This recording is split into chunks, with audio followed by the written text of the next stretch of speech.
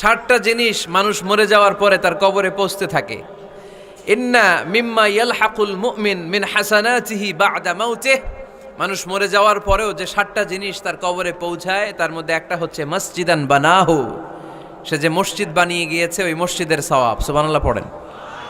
আপনি টাকা দিয়ে মসজিদ বানিয়ে দিলেন, ওই মসজিদে মুসল্লিরা নামাজ পড়ে, রোজাদাররা এসে ওখানে ইফতার খায়, তাহাজ্জুদ আদায়কারীরা তাহাজ্জুদ পড়ে, তাদের সওয়াবের কমতি হবে না, কিন্তু তাদের সওয়াবের একটা পার্সেন্টেজ সওয়াব যে ব্যক্তি মসজিদ বানালো তার আমল নামে আল্লাহ ঢুকিয়ে দেয়।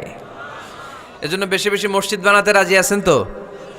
আল্লাহর হাবিব সাল্লাল্লাহু আলাইহি ওয়াসাল্লাম বললেন, সাবআতুন ইউযিল্লুহুমুল্লাহু ফি যিল্লিহি ইয়াওমা লা যিল্লা ইল্লা যিল্লু, 7 শ্রেণীর ব্যক্তিকে আল্লাহ তাআলা কিয়ামতের দিন আরশের নিচে ছায়া দিবে, যেদিন আল্লাহর আরশের ছায়া ছাড়া কোনো ছায়া পৃথিবীতে থাকবে না। সেই দিনটা কি এই দিনের মতো? কিয়ামতের দিনটা আজকের এই দিনের মতো হবে?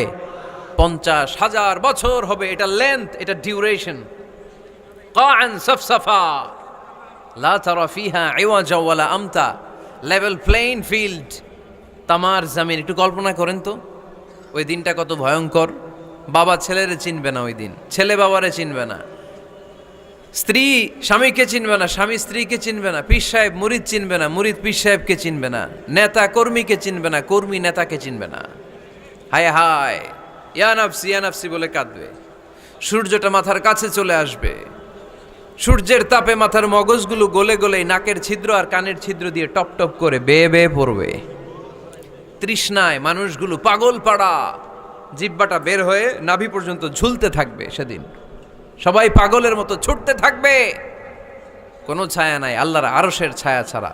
আল্লাহর হাবিব বললেন 7 শ্রেণীর ব্যক্তিকে আল্লাহ তাআলা আরশের নিচে ছায়া দিবেন। এর মধ্যে 1 শ্রেণীর ব্যক্তি রাজুলুন কলবুহু মুআল্লাকুন বিল মাসাজিদ, ওই ব্যক্তি যার হৃদয়টা সবসময় আল্লাহর মসজিদের সাথে লেগে থাকে। মসজিদের সাথে যার হৃদয় লেগে থাকে তাকে আরশের নিচে ছায়া দিবে কে?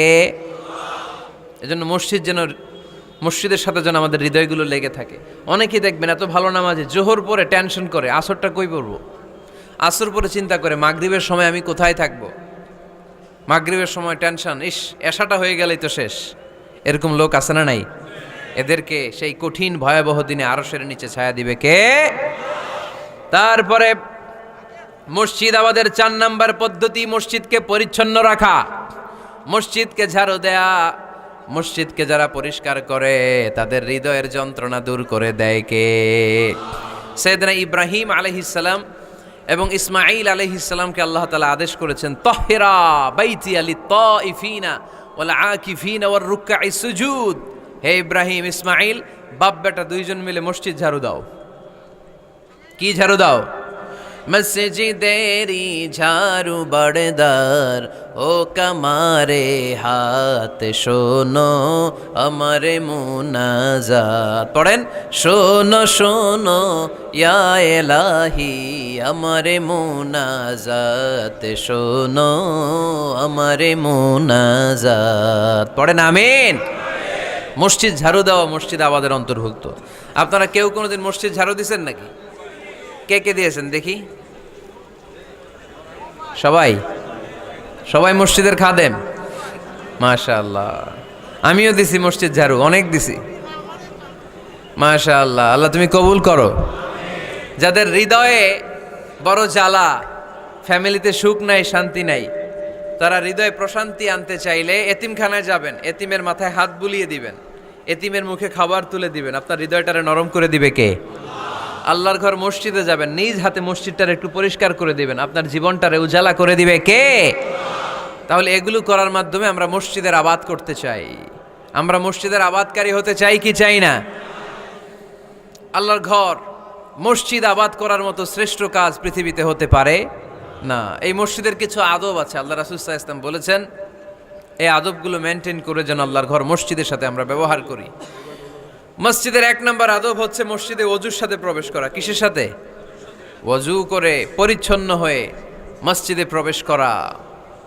এজন্য অপবিত্র অবস্থায় গোসল ফরজ, এরকম অবস্থায় মসজিদে ঢোকা যাবে? কথা বলেন, ঢোকা যায়? যেই নারীদের মাসিক চলতেছে, মেনস্ট্রুয়েশনাল পিরিয়ড চলতেছে, ওই নারীদের পক্ষে মসজিদে ঢোকা জায়েজ আছে? নাই। তাহলে এটা হলো 1 নম্বর আদব। মসজিদে ঢোকার সময় কি করে ঢুকবো? অজু করে। আওয়াজ করে বলেন, কি করে ঢুকবো? অজু করে। 2 নাম্বার আদব হচ্ছে মসজিদে যাওয়ার সময় সবচেয়ে ভালো জামাটা পরে যাব, সবচেয়ে ভালো পাঞ্জাবিটা পরে যাব। জান তো আপনারা? না সবচেয়ে সিরাটা পরে যান? হ্যাঁ, অনেকের নামাজের জন্য একটা পুরান জামা আছে, সিরা পাড়া, এদিকে হাত উঠালে এদিকটা দেখা যায়, আছে না নাই? সবচেয়ে সিরা পাড়াটা রাখে নামাজের জন্য, কপাল পোড়া। আর সুন্নাতে খাতনার অনুষ্ঠানে গেলে মাশাআল্লাহ লেহেঙ্গা গায়ে দেওয়া যায়, আছে না নাই? না, আপনি ইবাদতের জন্য সবচেয়ে সুন্দর জামাটা রাখবেন। এজন্য রাব্বুল আলামিন বলেন, ইয়া বানি আদম খুযু জিনাতাকুম ইনদা কুল্লি মসজিদ। ও বনি আদম, তুমি যখন আল্লাহর ঘর মসজিদে ঢুকবা, ও বনি আদম, তুমি যখন নামাজের মুসল্লায় দাঁড়াবা, তোমার সবচাইতে দামি, সবচাইতে সুন্দর জামাটা গায়ে দিয়ে তুমি নামাজে দাঁড়াও। ঠিক কি না? তাহলে এখন মসজিদে যাওয়ার সময় কি গায়ে দিয়ে যাবেন বলেন? খিতা করবাইন? হ্যাঁ, মাশাআল্লাহ, হ্যাঁ, সবচেয়ে ভালো কাপড়টা আয়রন করে পারফিউম মেখে তারপরে আমরা যাব। রাজি আছেন তো? 3 নাম্বার আদব হচ্ছে মসজিদে ঢুকার সময় বাম পা দিয়ে ঢুকতে হয়।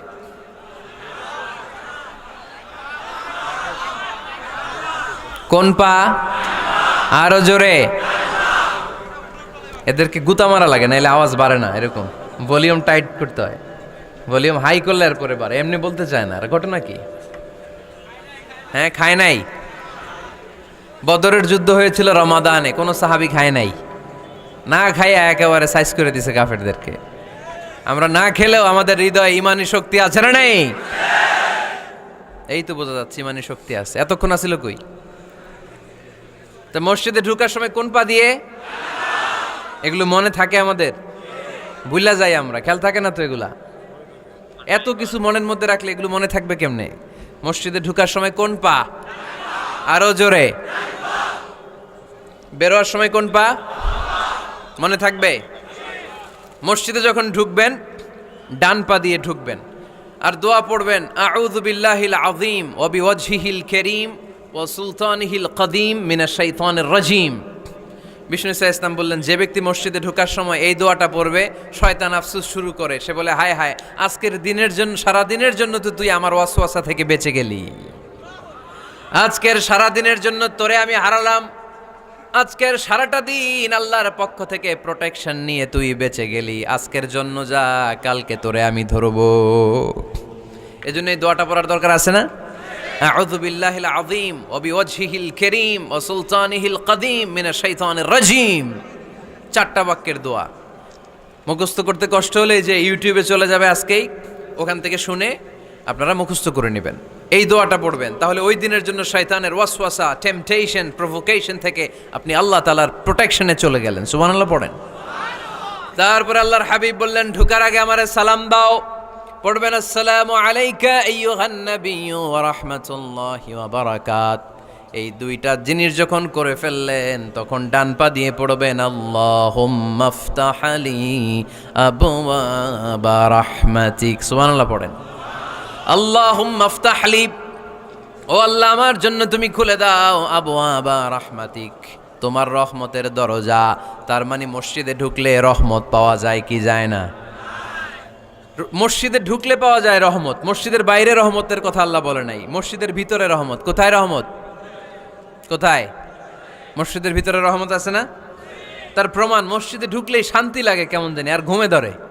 মসজিদে ঘুমাইছেন কারা কারা দেখি? সবাই ঘুমাইছেন? আরে আমি কত ঘুমাইছি। জুমার নামাজের সময় যে কি ঘুম আসে, আসে আসে, কমন পড়ছে, একেবারে কমন পড়ে গেছে। ঘুম আসে কারণ রহমত, রহমতের ঝিরি ঝিরি বাড়িধারা আল্লাহ তাআলা আরশের উপর থেকে নাজিল করতে থাকেন, আর এই রহমতের কারণে হৃদয়টা প্রশান্ত হয়ে যায়, অনেকের ঘুমও চলে আসে। ঠিক কি না? এজন্য আল্লাহুম্মা আফতাহ লি আবওয়াবা রাহমাতিক, ও আল্লাহ তোমার রহমতের দরজাগুলো আমার জন্য খুলে দাও। এই দোয়া পড়লে রহমতের দরজা খুলে দেয় কে? আবার মসজিদ থেকে যখন বের হবেন তখন কোন পা দিয়ে? জোরে বলেন। বাম পা দিয়ে কি পড়বেন? আল্লাহুম্মা ইন্নী আসআলুকা মিন ফাদলিক, ও আল্লাহ তোমার কাছে আমি তোমার পক্ষ থেকে ফদল চাই, মানে রিজিক চাই। রিজিক দেয়ার মালিককে। তার মানে খুব সোজা সাপটা কথা হচ্ছে, মসজিদের ভিতরে পাওয়া যায় রহমত, আর বাইরে পাওয়া যায় ফদল বা রিজিক। বাইরে পাওয়া যায় কি? রিজিক। মসজিদের ভিতরে রিজিক আছে, তার মানে সারাদিন মসজিদে বসে থাকলে রিজিক মিলবে? নামাজের সময় নামাজ পড়তে হবে, কাজের সময় কাজ করতে হবে। এটাই হচ্ছে ইসলামের বিধান। নামাজের সময় নামাজ, কাজের সময়। আমি প্রশ্ন করব, আওয়াজ করে উত্তর দেন। নামাজের সময়, কাজের সময়। নামাজের সময়, কাজের সময়। এটা মনে থাকবে? এজন্য আল্লাহ বললেন, ফাইদা কুদিয়াতিস সালাতু ফান্তাশিরু ফিল আরদি ওয়াবতাগু মিন ফাদলিল্লাহ। যখন তোমাদের সালাত শেষ হয়ে যায়, আল্লাহর রিজিক অন্বেষণের জন্য আল্লাহর জমিনে তোমরা ছড়িয়ে যাও। নামাজের সময় আসবেন, নামাজ শেষ বের হয়ে যান। ফান্তাশিরু ফিল আরদ, জমিনে ছড়িয়ে পড়ো। নামাজ শেষ, চেয়ারম্যান সাহেব চলে যাবে ইউনিয়ন পরিষদের ভেতরে, ছাত্ররা চলে যাবে হাই স্কুলে, মেম্বার অব দ্য পার্লামেন্ট চলে যাবে সংসদে, সেনাবাহিনীর লোকেরা চলে যাবে ক্যান্টনমেন্টে, ব্যবসায়ীরা চলে যাবে তাদের বাজারে, সিএনজি ওয়ালারা সিএনজি নিয়ে ব্যবসা শুরু করবে, রাস্তায় নেমে যাবে, চিল্লায় বলেন ঠিক কিনা? এটাই ইসলামের বিধান। নামাজের সময় নামাজ, কাজের সময়। আচ্ছা, তাহলে প্রথম সুন্নাত পেলাম, পবিত্র হয়ে ঢুকবো, ভালো জামা পরে ঢুকবো 2 নাম্বার। 3 নাম্বার, ঢুকার সময় কোন পা, বের হওয়ার সময়। 4 নাম্বার, মসজিদে ঢুকেই 2 রাকাত। মসজিদে ঢুকে কয় রাকাত পড়েন আপনারা? তাহিয়াতুল মসজিদ। মসজিদে আপনি ওয়েলকাম জানাবেন, ঢুকেই 2 রাকাত পড়বেন, ওযু করলেই 2 রাকাত। আল্লাহর হাবিব সাল্লাল্লাহু আলাইহি ওয়াসাল্লাম মসজিদে নববীতে জুমার খুতবা দিচ্ছেন। খুতবা চলাকালীন সময়ে এক সাহাবী এসে মসজিদের মধ্যে বসে পড়লেন। আল্লাহর হাবিব সাল্লাল্লাহু আলাইহি ওয়াসাল্লাম সাহাবীরে বললেন, দাঁড়াও। সাহাবী দাঁড়ালেন। আল্লাহর নবী জিজ্ঞেস করলেন, কেন বসে পড়লা? 2 রাকাত পড়ছো নাকি? সাহাবী বলে, পড়ি নাই। বিশ্বনবী বললেন, তাহলে তাড়াতাড়ি 2 রাকাত নামাজ পড়ে বসে যাও। সুবহানাল্লাহ পড়েন। 2 রাকাত পড়ো নাই তো পড়ো, দাঁড়াও, তারপরে বসো। দেখেন, খুতবা চলাকালীন সময়ে আমাদের খতিবরা কখনো খুতবা থামায়? কথা বুঝেন নাই? জুমার খুতবা আপনারা শুনেন না? খুতবা চলতেছে, ওই মুহূর্তে ইমাম সাহেবরা কখনো খুতবা থামায়? মাঝখানে কোনো ঝামেলা হইলে থামায় না। প্রথম খুতবা শেষ, বসে, তারপরে দ্বিতীয় খুতবা। খুতবার মাঝখানে কোনো থামাথামি নাই। কিন্তু আল্লাহর হাবিব সাল্লাল্লাহু আলাইহি সাল্লাম কেমন খতিব ছিলেন দেখেন। আল্লাহর হাবিব সাল্লাল্লাহু আলাইহি সাল্লামের খুতবা দেওয়ার স্টাইল অ্যান্ড অ্যাটিটিউড এবং আমাদের খুতবা দেওয়ার স্টাইল অ্যান্ড অ্যাটিটিউড, আল্লাহ রাসূল সাল্লাল্লাহু আলাইহি সাল্লামেরটা কত প্রাণবন্ত ছিল। আল্লাহ রাসূল সাল্লাল্লাহু আলাইহি সাল্লাম সোসাইটি ওরিয়েন্টেড একজন পার্সোনালিটি ছিলেন, সমাজের মানুষ কেন্দ্রিক, খুব সামাজিক ছিলেন আল্লাহ রাসূল সাল্লাল্লাহু আলাইহি সাল্লাম। তিনি দেখলেন একজন বসে পড়ছে, উনি খুতবা থামায় দিলেন। জুমার খুতবা থামায় বললেন, এই নামাজ পড়ছো না? পড়ো, 2 রাকাত পড়ো। আবার খুতবা শুরু করলেন। সুবহানাল্লাহ পড়বেন না? একবার তিনি খুতবা দিচ্ছেন, দেখলেন আল্লাহ রাসূল সাল্লাল্লাহু আলাইহি ওয়াসাল্লামের 2 জন নাতি হাসান আর হুসাইন রাদিয়াল্লাহু তাআলা আনহুমা, ছোট্ট মানুষ, কাতারের ভিতরে ঢুকে কোন সাহাবী টুপি টান দেয়, কারো পাগড়ি ধরে টান দেয়, একজন এদিকে দৌড় দেয়, আরেকজন ওদিকে দৌড় দেয়। মসজিদে একটা ডিস্টার্ব হচ্ছে। আল্লাহর হাবিব সাল্লাল্লাহু আলাইহি ওয়াসাল্লাম খুতবা থামিয়ে দিলেন, মিম্বার থেকে নেমে আসলেন, 2 নাতিকে 2 হাতে ধরলেন, ধরে আস্তে করে জান্নাতের এই 2 সর্দারকে নিয়ে মিম্বারের উপরে দাঁড়ালেন। এই হাতে এই নাতি, ওই হাতে আরেক নাতি। এরপর দাঁড়িয়ে দাঁড়িয়ে তিনি বাকি খুতবা দিলেন। পড়েন সুবহানাল্লাহ। কত প্রাণবন্ত খুতবা। উনিও খুতবা দিতেন, আমরাও খুতবা দেই। আল্লাহর হাবিব সাল্লাল্লাহু আলাইহি ওয়াসাল্লাম খুতবা দিচ্ছেন, এক সাহাবী এসে বলল, ইয়া রাসূলুল্লাহ, মদিনায় দুর্ভিক্ষ, বৃষ্টি নাই, আপনি বৃষ্টির দোয়া করেন। রাসূল সাল্লাল্লাহু আলাইহি ওয়াসাল্লাম খুতবা থামায় দিলেন, থামাই দিয়ে দোয়া শুরু করলেন, আল্লাহুম্মা আসকিনা গাইসান মুগীসান মারিআন মুরিআন নাফিআন গায়রা দার আজিলান গায়রা আজল। আল্লাহ, উপকারে বৃষ্টি দেন, যে বৃষ্টিতে আমাদের ফসল জন্মাবে, সবুজ ঘাস লতা পাতা জন্মাবে, আমাদের গবাদি পশুর রিজিক বাড়বে, এরকম উপকারে বৃষ্টি আমাদেরকে দিয়ে মদিনাটারে ধন্য করে দেন। বৃষ্টি শুরু হলো, জুমাবার বৃষ্টি, শনি রবি সোম মঙ্গল বুধ বৃহস্পতি শুক্র, টানা 7 দিন বৃষ্টি। এবার বৃষ্টির চোটে মদিনায় বন্যা হয়ে গেছে। এতদিনে দুর্ভিক্ষ, এতদিনে কি? এখন বৃষ্টির বরকতের দোয়া করছে, বৃষ্টিতে এবার বন্যা। যেই সাহাবী বৃষ্টির জন্য দোয়া করতে বলেছিলেন, পরের জুমাবারের খুতবার সময় এসে ওই সাহাবী বলেন, ইয়া রাসূলুল্লাহ, আবার খুতবার মাঝখানে, ইয়া রাসূলুল্লাহ, আর বৃষ্টির দরকার নাই, আর দরকার নেই, এবার বৃষ্টি বন্ধের দোয়া করেন। আল্লাহর হাবিব সাল্লাল্লাহু আলাইহি ওয়াসাল্লাম খুতবা থামিয়ে আবার বন্ধের দোয়া, আল্লাহুম্মা হাওয়ালাইনা ওয়ালা আলাইনা, হে আল্লাহ আমাদের চারিদিকে দেন, মদিনাতে আর বৃষ্টির দরকার নাই। চিল্লায় পড়েন সুবহানাল্লাহ। এজন্য খতিব হবে এরকম প্রাণবন্ত খতিব। সমাজে কি চলে, কি ক্রাইসিস, কি সংকট, ইয়াংরা কোন সমস্যায় ভোগে, আমাদের রাজনৈতিক অঙ্গনে কি সমস্যা, আমাদের অর্থনৈতিক অঙ্গনে কি সমস্যা, আমাদের সামাজিক অঙ্গনে কি সমস্যা, আমাদের পরিবারগুলোর ভেতরে কি ঝামেলা, প্রত্যেকটা কথা মসজিদের মিম্বার থেকে আসার দরকার আছে না নাই? আল্লাহর হাবিব সাল্লাল্লাহু আলাইহি ওয়াসাল্লাম এভাবেই সমাজকে ঠিক করে দিতেন। 2 রাকাত মসজিদে ঢুকে আজকে থেকে আমরা পড়ব। মসজিদে ঢুকলেই কয় রাকাত মনে থাকবে না ভুলে যাবেন? তারপরে আল্লাহর হাবিব সাল্লাল্লাহু আলাইহি ওয়াসাল্লাম বলেছেন, খবরদার কবরের উপর মসজিদ বানিও না। কবরস্থান একদিকে, মসজিদ আর একদিকে, কিন্তু বাংলাদেশে মসজিদের সাথে কবর মিলানো আছে না নাই? ছোট্ট একটা মসজিদ কিন্তু এত বড় বাবার কবর আছে না নাই? না, এগুলো করবেন না আপনি। আগে হবে মসজিদ, পরে কবরস্থান। যেমন মসজিদে নববী হয়েছে আগে, তারপরে বিশ্বনবীর কবর এখানে আছে না নাই? মসজিদে নববী প্রতিষ্ঠিত হয়েছে আগে, পরে বাকি কবরস্থান আছে না নাই? কিন্তু কোন আল্লাহর ওলির কবরস্থানের উপরে যদি মসজিদ বানান, তার উপর লানাত দিয়েছে কে? লাআনা রাসূলুল্লাহ আলাল ইয়াহুদ ওয়ান নাসারা ইত্তাখাযু কুবুর আমবিয়াইহিম মাসাজিদা। আল্লাহর রাসূলের লানত ইহুদি নাসারাদের উপর, কারণ ইহুদি আর নাসারাদের একটা খাসলাত, একটা বৈশিষ্ট্য ছিল, তারা তাদের নবীদের কবরের উপরে মসজিদ বানায় ফেলতো। এটা করা যাবে? এজন্য এলাকায় এলাকায় এই ঝামেলা, কবর আর মসজিদ হবে আলাদা। আবার মসজিদের কেবলার দিকে যেন কবরস্থান না হয়, তাহলে শিরক হওয়ার সম্ভাবনা আছে না নাই? খুব সাবধান, আল্লাহ সব মাফ করে কিন্তু শিরক মাফ করে না, ঠিক কি না? শিরক হচ্ছে মহাপাপ, সব পাপের বাপ। এজন্য আমরা সব করলেও শিরকের গুনাহ মুসলমান কখনো করতে পারে। এরপর আল্লাহর হাবিব বললেন, মসজিদকে পরিষ্কার পরিচ্ছন্ন রাখো, এটাও মসজিদের আদাব। মসজিদে আতর লাগিয়ে দেন, বাখুর জ্বালিয়ে দেন। আপনাদের এই এলাকার মধ্যে তো বাখুরের অভাব নাই, আগরের অভাব নাই, ঠিক কিনা? গতকাল প্রোগ্রাম ছিল কই? সুজানগর, আগরের রাজধানী। আগর চিনেননি আপনারা? হ্যাঁ, এই যে দেহনেল উদ পারফিউম, আপনাদের এই যে মাহাতাব সাহেবের আল হারামাইন, এরপরে যে আজমল কোম্পানি, এও আপনাদের এই মৌলভীবাজার এলাকার। এরকম অনেক কোম্পানি আছে দুবাই ভিত্তিক, গোটা বিশ্বে ওনারা ব্র্যান্ডিং করেছে। এগুলোর র ম্যাটেরিয়াল, কাঁচামাল যায় হচ্ছে আপনাদের মৌলভীবাজার থেকে। ছেলের বউ শাশুড়ির ওয়াজ গতকাল করছি, শুনে নিন। শাশুড়ি আর বৌমার কিলাকিলি, গতকালের ওয়াজের বিষয় ছিল কি? শাশুড়ি বৌমার কিলাকিলি কি করে থামাবেন, শুনে নিন। আচ্ছা ঠিক আছে, মুফতি সাহেবদের কাছ থেকে জেনে নেবেন এই প্রশ্ন। আমি উত্তর দিলে আবার কিলাকিলি লেগে যাবে বাংলাদেশ। কিলাকিলির দরকার নাই। সম্মানিত ভাইয়েরা, মসজিদ পরিষ্কার পরিচ্ছন্ন রাখবেন, এই বাখুর জ্বালাবেন, দেহনেল উদ, এই পারফিউমগুলো ছড়িয়ে দিবেন। মসজিদের মধ্যে অনেক মসজিদে দুর্গন্ধ আছে না নাই?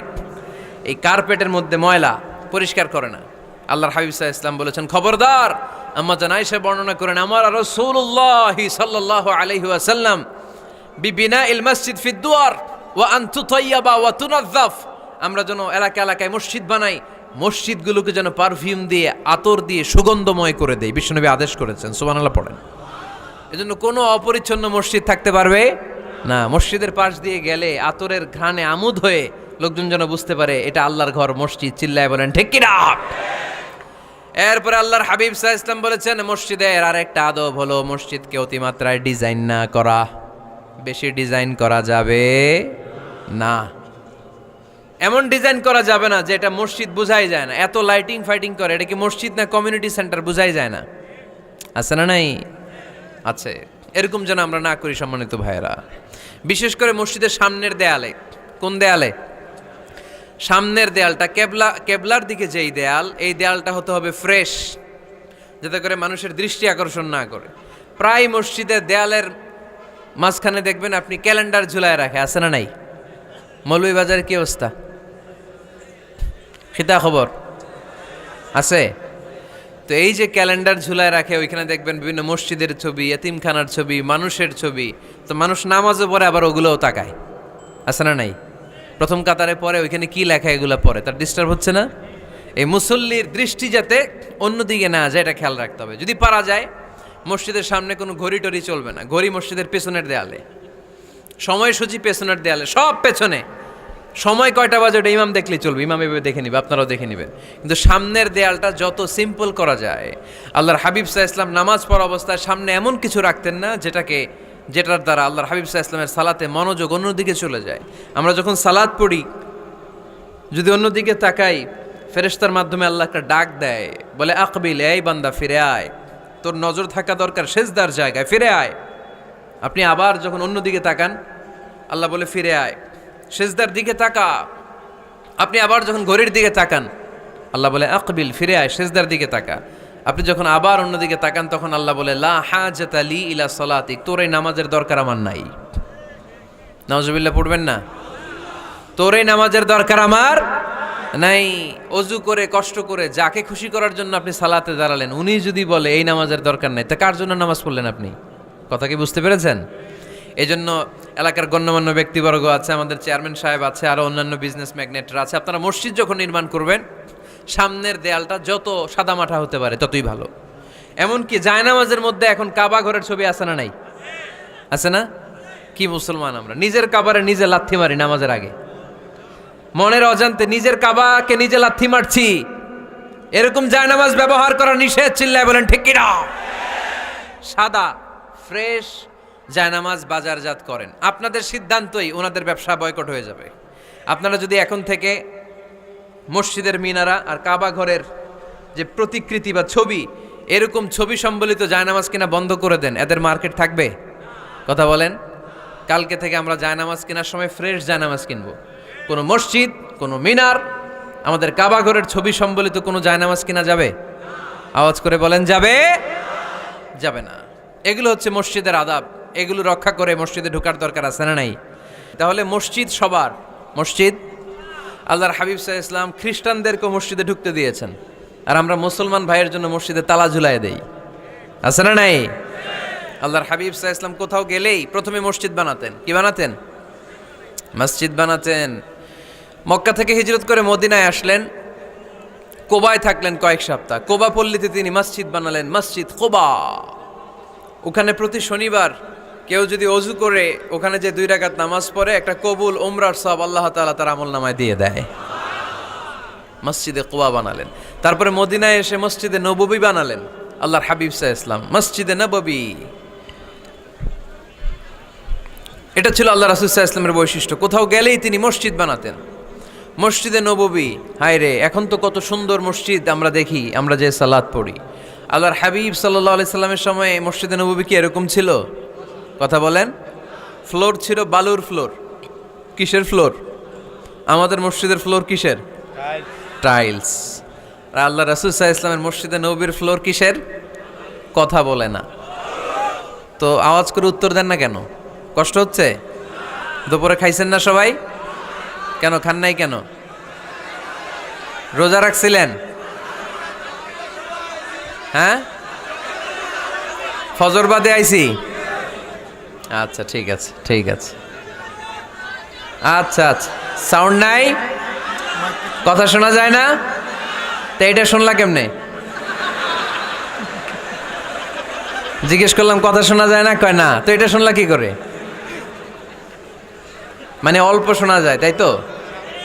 একটু পরে আমার বিদায় ঘন্টা বাজবে, আমি চলে যাব। এই তোমরা ডিস্টার্ব করতে করতে আমার সময় শেষ। তোমরা ডিস্টার্ব করলে তোমাদের লস। আমি আমার টাইমের 1 মিনিটে বেশি যেতে পারবো না, কারণ এখানে আসরের সালাতের আজান শুরু হয়ে যাবে, এরপরে কোনো কথা নেই। আর বক্তব্য লম্বা করা এটা বেদাত। এই বেদাতকে আমি সুন্নাতের মধ্যে আনতে চাচ্ছি। একটা সময়ে একেবারে কমায় নিয়ে আসবো। এত প্রোগ্রামও আমি করতে চাই না। আমি ঘোষণা দিয়েছি আগামী বছরে সারা বাংলাদেশে আমার প্রোগ্রাম হবে 50টা। কয়টা? 50টা। এরপরের বছর 30টা, এরপরের বছর 20টা। বিভাগীয় প্রোগ্রাম করলেই চলবে আমার। এক এক বিভাগে যে 2 দিন 3 দিন খালাস। এত দরকার না, এত লম্বা চূড়ার বক্তব্যের দরকার নেই। আধা ঘন্টা চুপ করে শোনেন, কয়েকটা মেসেজ ড্রপ করি, take it with you to your home, then practice and apply in the society. নিয়ে যান, আমল করেন, সমাজে কাজে লাগান। সমাজটা আলোকিত করে দিবে কে? খুতাবুকুম তাবিলা সালাওয়াতুকুম কাসীরা। আল্লাহর হাবিব সাল্লাল্লাহু আলাইহি ওয়াসাল্লাম বললেন, কিয়ামতের একটা আলামত, কিয়ামতের আগে তোমাদের বক্তব্য হয়ে যাবে লম্বা, সালাত হয়ে যাবে খাটো। সালাতের পরে তাসবিহ পড়তে চায় না লোকজন, ব্যস্ত, মহা ব্যস্ত, সুপার বিজি। কোত্থেকে আসলে এই ব্যস্ততা? আপনি রবের সাথে মুনাজাত, না যাই ইউনাজি মুনাজাত, আপনার রবের সাথে একাকী নীরবে কথা বলতে মনে চায় না আপনার? এত তাড়াহুড়ো কিসের? ধীর স্থির হন, একটু স্থির হন, একটু মনোদৈহিক প্রশান্তি অর্জনের চেষ্টা করেন। সব সময় ব্যস্ত, ধাক্কাধাক্কি, উচ্ছৃঙ্খলা, এগুলো আমাদেরকে শেষ করে দিয়েছে। এজন্য লম্বা চোরা বক্তব্য ঠিক না। বক্তব্য শুনতে আমাদের ভালো লাগে, আমল করতে ভালো লাগে না। বক্তব্যটা শেষেই সিগারেট ধরায়, আছে না নাই? মাহফিল শেষেই বিড়ি ধরায়, কয় চমৎকার ওয়াজ করছে হুজুরে। ওয়াজটা সেরকম হয়েছে, অনেক কণ্ঠ সুন্দর হুজুরের। এতদিন ইউটিউবে দেখছি, আজকে সরাসরি দেখাইছি, আছে না নাই? তো কি লাভ হয়েছে? লাভটা হয়েছে কি? এই যে মাহফিল শেষে বিড়িটা ধরাইলেন আর গেলেন, কোনো লাভ হয় নাই। এগুলো থেকে বেরিয়ে আসতে হবে। বছরের পর বছর আমাদেরকে শেখানো হয়েছে একভাবে, কেউ এই পরিবর্তনের আওয়াজ তোলে নাই। আওয়াজ আপনাকে তুলতে হবে। আওয়াজ তোলার জন্য এত মানুষ লাগে না, আপনি একাই যথেষ্ট। আপনি দাঁড়ান না সামনে, দেখবেন আপনার সামনে কেউ টিকে থাকতে পারবে না, ঠিক কিনা? কিন্তু আপনার শক্ত সিদ্ধান্ত লাগবে, পরিবর্তনের জন্য শক্ত মানসিকতা লাগবে, যে আমি পরিবর্তন করতে চাই। We have to change. যুগ জামানা পাল্টে দিতে চাই না অনেকজন, এক মানুষই আনতে পারে জাতির জাগরণ। এক মানুষই বিপদকালে বাঁচায় কাফেলায়, ক্ষুদ্র ডিঙ্গি বাঁচায় জাহাজ অসীম দরিয়ায়। এজন্য আপনার শক্ত সিদ্ধান্ত পারে আপনার মৌলভীবাজারটাকে দেশের শ্রেষ্ঠ জেলা, শ্রেষ্ঠ থানা হিসেবে আল্লাহর কাছে কবুল করতে, ঠিক কিনা? এজন্য লম্বা চূড়া আলোচনা ঠিক না। ছোটখাটো অল্প কয়েকটা মেসেজ নিয়ে যেতে পারলেই that's enough. One of the minor sign before the day of judgment, your Islamic lectures will be very longer and your salah 5 times a day will be shorter. কিয়ামতের আগে বক্তব্য লম্বা, নামাজ খাটো, তাসবিহ পড়ে না, ব্যস্ত, মহাব্যস্ত। এই মহাব্যস্ততা ছাড়েন, কোরআন সুন্নাহর দিকে ফিরে আসেন। বরকত দিবে কে? বিশ্বনবীর মসজিদে নববীর ফ্লোর বালুর ফ্লোর ছিল, আমাদের ফ্লোর টাইলস। আল্লাহর হাবিব সাল্লাল্লাহু আলাইহি ইসলামের মসজিদে বালি নিচে, এই বালিতেই নামাজ পড়তেন। বৃষ্টি হলে কাদামাটি হয়ে যেত, কাদামাটিতেই সেজদা করতেন। সেজদা করলে কাদার মাটি আল্লাহর হাবিব সাল্লাল্লাহু আলাইহি ইসলামের নাকে আর কপালে লেগে যেত। তিনি সালাম ফিরিয়ে সাহাবাদের দিকে মুখ ফিরিয়ে বসলে দেখতেন প্রতিটা সাহাবীর নাকে আর কপালে কাদার মাটি মিশে আছে। তার মানে প্রিয় নবী সাল্লাল্লাহু আলাইহি ইসলামের মসজিদে নববী ছিল কাঁচা, কিন্তু মুসল্লি ছিল পাকা। আমাদের মসজিদগুলা হয়েছে পাকা, কিন্তু মুসল্লি কাঁচা, ঠিক কিনা? ফজরের সালাতে মানুষ নাই। ইমাম সাহেব আছেন কে কে এলাকায়? দেখি ইমাম, মসজিদের ইমাম, মাশাআল্লাহ। আপনাদের এইখানে ওই মসজিদে ফজরের নামাজে কয় কাতার হয়? 5 জন 6 জন? কেনে এত কম? কেনে? হ্যাঁ, আসে না, আসতে চায় না লোকজন। তো এই যে 5-6 জন ফজরের সালাতে, কল্পনা করতে পারেন ফজরের সালাতে এত কম লোক। ফজরের জামাতে লোক যায় না, এটা একটা মহামারী। যেদিন ফজরের জামাতের দৃশ্য আর জুমার নামাজের দৃশ্য একরকম হয়ে যাবে, ওই দিনই বাংলাদেশে ইসলাম কায়েম হয়ে যাবে। এখন স্লোগান তোলে বিপ্লব বিপ্লব, ইসলামী বিপ্লব। আর ফজরের সময় আমি কম্বলের ভিতরে, আছে না নাই? কোনো বিপ্লব হবে না। ফজরের নামাজ জামাতে পড়ুন, সকালটারে বরকতময় করে দিবে কে? আল্লাহর হাবিব সাল্লাল্লাহু আলাইহি ইসলামের মসজিদ ছিল সবার জন্য উন্মুক্ত, এখানে সবাই আসতে পারত। এজন্য মসজিদ হবে সবার। আমরা মসজিদের আবাদকারী হতে চাই। এজন্য রব্বুল আলামিন বলেন, ইন্নামা ইয়া'মুরু মাসাজিদাল্লাহি মান আমানা বিল্লাহি ওয়াল ইয়াউমিল আখির وأقام الصلاة وآتى الزكاة ولم يخش إلا الله فعسى أولئك أن يكونوا من المهتدين سبحان الله পড়েন। রব্বুল আলামিন বললেন মসজিদের আবাদকারী হবে তারা যারা আল্লাহর প্রতি ঈমান আনে, আখিরাতের প্রতি ঈমান আনে, যারা সালাত কায়েম করে, যারা যাকাত আদায় করে, যারা দুনিয়ার কাউকে ভয় পায় না, ভয় পায় একজনকে। চিল্লায় বলেন তিনি কে? যাদের হৃদয়ে আছে আল্লাহর ভয়, তারা কবু পথ ভুলে যায় না। আল্লাহর প্রেম ছাড়া এই দুনিয়ায় কারো কাছে কোনো কিছু চায় না, ঠিক কিনা? তাহলে যারা মসজিদের আবাদকারী এরা ভয় পায় একজনকে, চিল্লায় বলেন তিনি কে? মসজিদের আবাদকারীদের প্রথম গুণ, তারা আল্লাহয় বিশ্বাস করে, তারা আখিরাতে বিশ্বাস করে, তারা সালাত কায়েম করে, তারা যাকাত আদায় করে, তারা আল্লাহ ছাড়া পৃথিবীর কাউরে ভয় পায় না। আল্লাহ বলেন ফাআসা উলাইকা আইয়াকুনু মিনাল মুহতাদিন, আশা করা যায় তারাই হলো হেদায়েতের রাস্তার উপরে আছে। ঠিক কি না? তারাই মসজিদের আবাদকারী, যারা মসজিদে যায় সালাত আদায় করে। এখন মসজিদের আবাদকারী আপনি হতে চান, আপনি মসজিদে যান না, আপনি আবাদকারী হতে পারবেন? মসজিদের অনেক সভাপতি আছে মসজিদে যায় না, আছে না নাই? মৌলভীবাজারে এই সমস্যা বোধহয় নাই। মসজিদের সেক্রেটারি মসজিদে যায় না, আছে না নাই? তাহলে হইল, এটা হইল, এটা মেনে নেওয়া যায়? এজন্য সভাপতি সাহেবরা, আপনি কষ্ট করে মসজিদ বানিয়েছেন, মসজিদে যাবেন। এই কথা বলেন কেন? এত দিকে বিশৃঙ্খলা হইলে কেমন হবে? বসেন আর অল্প কয়েক মিনিট। সভাপতি সাহেব আপনি মসজিদে যাবেন, সেক্রেটারি সাহেব আপনি মসজিদে যাবেন, তাহলে আপনি সঠিক মসজিদের আবাদকারী হবেন। ঠিক কিনা? আমরা মসজিদের আবাদকারী হতে চাই, ইনশাআল্লাহ। পড়েন উমরানুল মাসাজিদ। মসজিদের আবাদ কি করে করতে হয়? মসজিদ আবাদ করার এক নাম্বার মাধ্যম হচ্ছে মসজিদ নির্মাণ করা। কি করা? নির্মাণ করা। খেয়াল করবেন, আল্লাহর হাবিব সাল্লাল্লাহু আলাইহি ওয়াসাল্লাম বলেছেন, মান বানা মসজিদান মিন মালিহি ফিদ দুনিয়া বানাল্লাহু লাহু বাইতান ফিল জান্নাহ। যে ব্যক্তি নিজের পকেটের টাকা খরচ করে দুনিয়াতে মসজিদ বানায়, আল্লাহ তাআলা তার জন্য জান্নাতে ঘর বানায়। 60টা জিনিস মানুষ মরে যাওয়ার পরে তার কবরে পৌঁছতে থাকে। ইন্না মিম্মা ইয়ালহাকুল মুমিন মিন হাসানাতিহি বা'দা মাউতিহি। মানুষ মরে যাওয়ার পরেও যে 60টা জিনিস তার কবরে পৌঁছায়, তার মধ্যে একটা হচ্ছে মসজিদান বানাহু। সে যে মসজিদ বানিয়ে গিয়েছে, ওই মসজিদের সওয়াব। সুবহানাল্লাহ পড়েন। আপনি টাকা দিয়ে মসজিদ বানিয়ে দিলেন, ওই মসজিদে মুসল্লিরা নামাজ পড়ে, রোজাদাররা এসে ওখানে ইফতার খায়, তাহাজ্জুদ আদায়কারীরা তাহাজ্জুদ পড়ে, তাদের সওয়াবের কমতি হবে না, কিন্তু তাদের সওয়াবের একটা পার্সেন্টেজ সওয়াব যে ব্যক্তি মসজিদ বানালো তার আমল নামে আল্লাহ ঢুকিয়ে দেয়। এজন্য বেশি বেশি মসজিদ বানাতে রাজি আছেন তো? তাহলে মসজিদ আবাদ করার প্রথম মাধ্যম হচ্ছে মসজিদ বানানো। 2 নাম্বার মাধ্যম হচ্ছে মসজিদে যেয়ে জামাতে সালাত আদায় করা। জামাতে সালাতুল জামাআ তাফদুলু সালাতাল ফাযযি বি27 দারাজা। ঘরে নামাজ পড়লে, একা একা পড়লে যেই সওয়াব, জামাতে পড়লে 27 গুণ বেশি সওয়াব। সুবহানাল্লাহ বলতে পারলেন না? হে নামাজি আমার ঘরে নামাজে পড়ো আজ, দিল মে তোমার চরণ তলে হৃদয় যায় নামাজ। হে নামাজি আমার ঘরে নামাজে পড়ো আজ, দিল মে তোমার চরণ তলে হৃদয় যায় নামাজ। পড়েন আল্লাহু আকবার। কি সুন্দর লিখেছেন কাজী নজরুল ইসলাম। মসজিদ কেমন যেন মসজিদ তার নিজের ভাষায় আল্লাহর কাছে কেঁদে কেঁদে ফরিয়াদ জানায়, আল্লাহ নামাজিরা আমার ঘরে আসে না, কি সুন্দর টাইলস, কি সুন্দর মুসল্লা, কি সুন্দর এয়ার কন্ডিশন, সব আছে কিন্তু মুসল্লি নাই। ঠিক কিনা?